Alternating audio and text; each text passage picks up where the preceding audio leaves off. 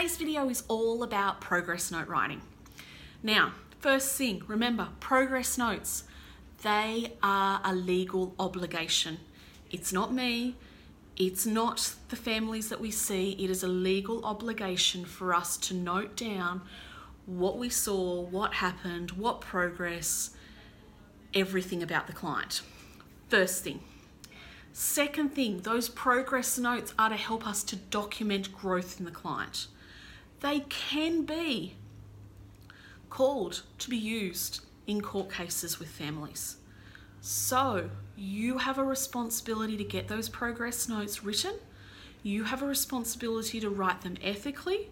You have a responsibility to write them professionally and accurately. And my other hot tip, quickly. Because the longer you leave writing them, the less accurate they'll be. And they need to be accurate. So, first hot tip, when it comes to writing your progress notes, I would personally aim to do them at the end of your session, the last 2 to 3 minutes of your session. Again, sometimes you can just say to a parent, okay, I'm just going to write down notes of what we did in today's session, so I make sure I've got everything accurate. It's funny, when we see a doctor, we see doctors writing progress notes at the end of the session. But as speechies, we seem to like to hide the fact that we write notes. So sometimes I find, if it helps you, talk about the elephant in the room and say, I'm just going to write down some notes about today's session and how wonderful Johnny went. You've put it in a nice positive way, you've explained what you're doing, and you've set the parent up with this is what I do. By doing it at the end of the session, you are going to be far more accurate, or you could start doing some of them during the session as well. But the information is going to be far more accurate because you will be writing notes anyway. So why not just write them straight into your progress notes? Second thing is, you do not want to be stuck at the end of seeing 4 or 5 clients with 4 or 5 progress notes to do. That's mentally draining for you. You don't need to be extra drained. Do it then so you can close that file, put it in your completed file section, and then put it back in the file in case so you do not need to think about them between now and the next session. So, good habits, get it done within the session.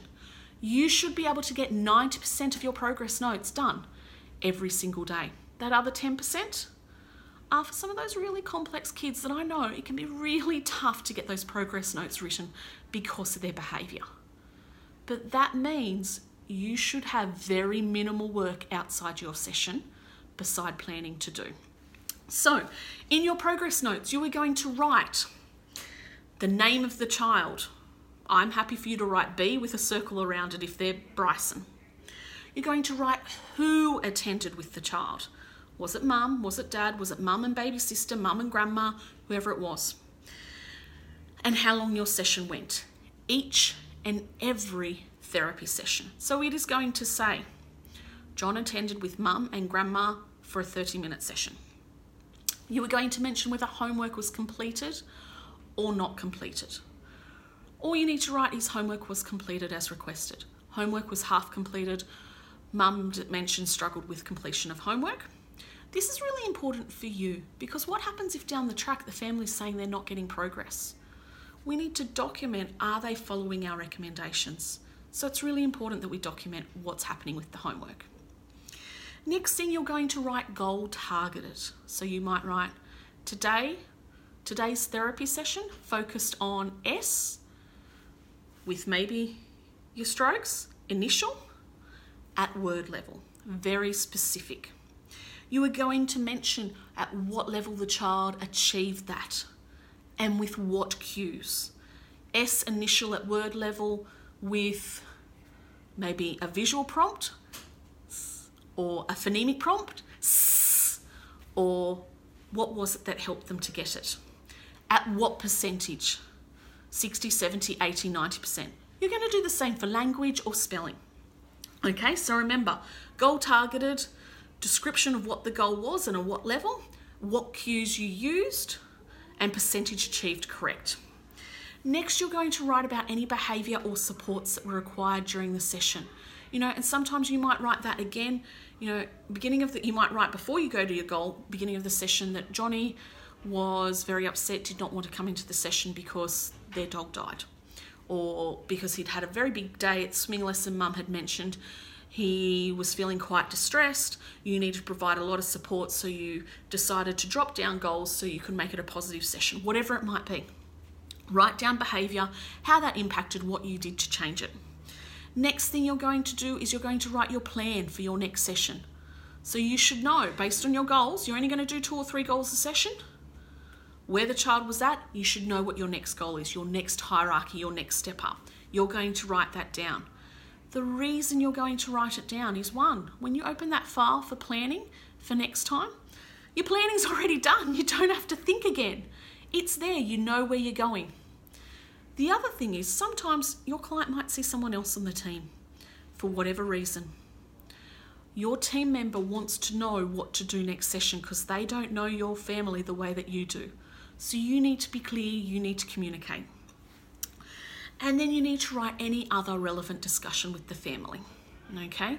Now that might be, maybe something's happening at home. Maybe something's happening with the child. Maybe there's a lot of behavioural issues going on. You need to write down what is relevant and what could be impacting on the family. Sometimes we don't even know what might be impacting. But if there's something that mum's mentioning, it's a concern for her, so it's a concern for us. So your level of writing things should be name of who attended, with who, for how long, homework completed or not completed, goal targeted, percentage correct, and with what support levels. Any behaviour that might be happening, then talk about anything that might have been, and this might not happen every session. This might only happen occasionally, where mum mentions blah, blah, blah's happening, or they're going on holidays for the next 6 weeks. Write it down. Then you're going to write your goal for next session, and you're done. In between your sessions, if you have a phone call, with the parent, the teacher, someone else, you are going to write that down in the progress notes again, in which case it's going to change to phone call, or maybe it was a meeting, who was involved, what was discussed, what the outcome was. Okay, very simple, guys. So remember, do them at the end of the session, or you could start writing some of your goals at the beginning of the session, or as you're going through each goal. Try and aim for, and right from now, 90% of your progress notes done within the session. Trust me, good habits started early make it much easier, much harder to break bad habits of doing your progress notes after the session. They're only going to take a couple of minutes. Write down who attended, with whom, and for how long the session was, because we're doing lots of different session times. Write down homework completed or not, or what support or what was discussed, goal targeted, what percentage achieved, what support was needed to achieve that, any behaviour or things that might be happening in the session that could be impacted on, any concerns that the mum's noticed outside of the session that could be impacting on this child's life, and then your plan for next week. Okay, now I want you to think about this. Between sessions, you write down any contact you have with the parent, or a teacher, or a team meeting, or whatever it might happen, so that all that information is communicated in those progress files, so that we are meeting our legal obligations, as well as our ethical responsibilities of best care for our clients. I want you to have a think. What's the biggest takeaway for you? Your progress notes do not need to be a half-page long. Point form is more than sufficient. Correct information is far more important than a beautifully correct grammatical sentence. So get that information correct. Think about what's your biggest takeaway. Let your senior know next time. Thanks, guys.